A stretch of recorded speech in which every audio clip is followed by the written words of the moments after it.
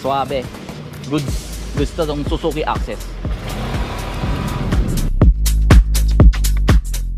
Good day, another episode sa Kirby Motovlog YouTube channel. To this video, ipapakita ko sa inyo yung Suzuki Access 125 SRP 84,900. Available to sa cash and financing. Pwede tayo mag-online application through Facebook page, The Kirby Motovlog, and meron tayong globe number na 0995-728-0654. Viber ready, WhatsApp, and Telegram. Samahan nyo ako guys. Summary specs natin itong Suzuki Access 2025 125. Let's go! Okay, dito yung battery niya nakalagay sa unahan. Tatagay mo yung buong takip para mailagay yung battery. Isang buo. Busina niya dito nakalagay, tsaka yung battery, syempre, tapos yung mga fuse, ito, tapos may extra. Ignition, tapos yung sa charger port, ito, yung wiring niya. Ito nakakabit sa mga signal light, tinanggal lang natin. Tapos yung sa park light niya. Makikita natin sa panel is analog instrumental panel, speed, tapos yung dito yung odo, oras, meron din to, tsaka voltmeter. Tapos na-adjust yung backlight ng panel nya. Pwedeng low, medium, high na brightness. Tapos may hazard na rin siya. Tapos passing, ito yung signal light, busina, ito yung pag-start, pagpatay ng makina, ito po. Tapos pag-lock ng manibela, ganito. Tapos meron siyang anti-theft. Tapos pag-unlock, ilagay lang natin dito. Ganito po. Tapos pag-bukas ng ignition, ganyan po. Pag-start, one click. Pag bubukasan yung gas, push natin right side, tapos ganito, right side. Pag seat naman, kaliwa naman. Yan. Pag sa pagbubukas yung gas tank, that may push. Kasi pag hindi mo pinush, mag-start lang yung engine. Pag seat, pihit lang kaliwa. Pag gas tank, push, tas right side. 5.3 liters capacity. Pwedeng premium or unleaded. Dito yung may takip siya, tas to. Then, pag close, ganun lang kasimple. Ground clearance is 160 mm. Maganda yung upuan niya, kulay brown. Nag-partner dun sa kulay ng unit. White ng kulay nito, parang beige siya ang kulay, cream white. Tapos may kickstart, center stand, saka side stand. Tapos may USB socket dito, charger port, USB type na siya. Tapos dalawang packet ang available, 1, 2. Tapos sabitan, 1 kilo capacity. Meron din dito, natutupi din siya. Malaki yung leg panel niya. LED na, yung headlight. Tapos may hazard. Bulb pa rin yung signal light. Tapos ito, may park light, LED.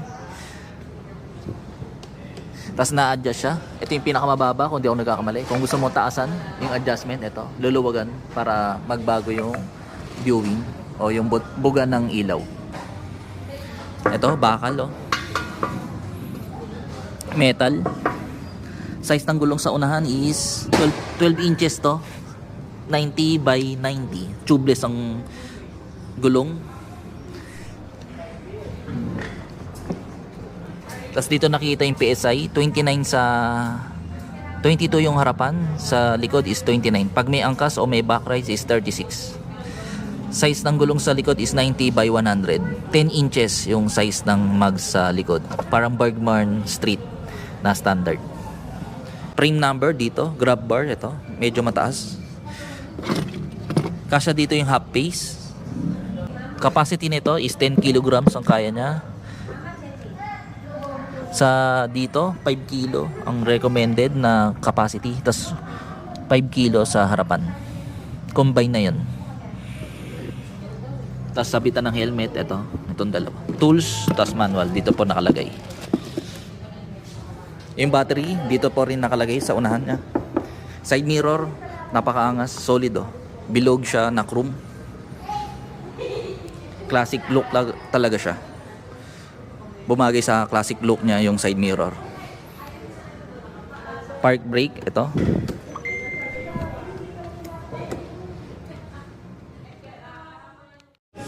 Yung access niya, yung emblem is naka-emboss, silver o chrome. Ito yung likod naman niya. LED yung tail light, pero yung mga signal light sa likod hindi pa. Ito yung magsa sa likod. Maganda, naka 90 degrees yung pito niya. FI na to. SRP nito 84,900 pesos. Available to na kulay sa 84,900 is itong kulay na puti, green, tsaka black. Yung blue nito, yun yung upgraded version, 93,000 pesos. Ito metal, tsaka ito sa leg shield niya. Yan, dalawa yan. Work around natin muna yung unit na Suzuki Access 125 FI. Ganda ng kulay, no? Tapos bumagay yung upuan niya na kulay brown sa colorway niya. For cash, 84,900 plus 2.5 sa 3 years LTO. For requirements, for local employee, 2 valid ID, proof of billing, 1 month payslip, and company ID. For business, 2 valid ID, proof of billing, business permit. Sound check natin, Suzuki Access 125. Smooth siya, 1 click, FI kasi. High and low. Passing, busina. Hazard, gumagana. Signal light, right side, left side. Kill switch, meron din siya.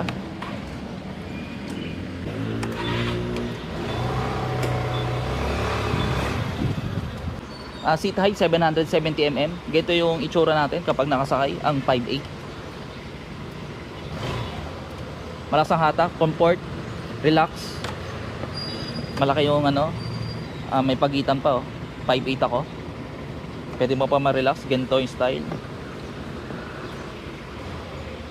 Okay, itong Suzuki Access.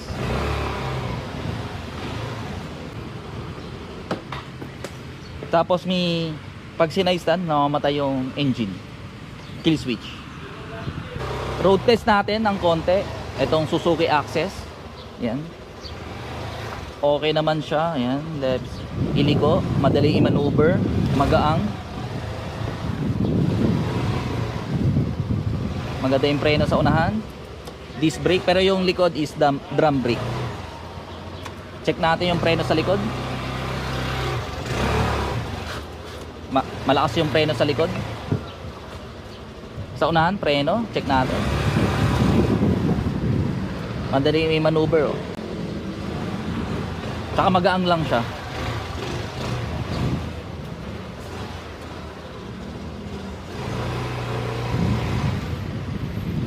Suabe. Gusto tong Suzuki Access. Okay, store location natin, Motorcycle City Las Piñas, malapit sa SM South Mall. Pag galing po kayong SM South Mall, right side. Pag galing sa Pote, left side, bago mag SM South Mall. Visit lang kayo dito, guys. Hanapin mo lang po si Kirby Motovlog. See you soon.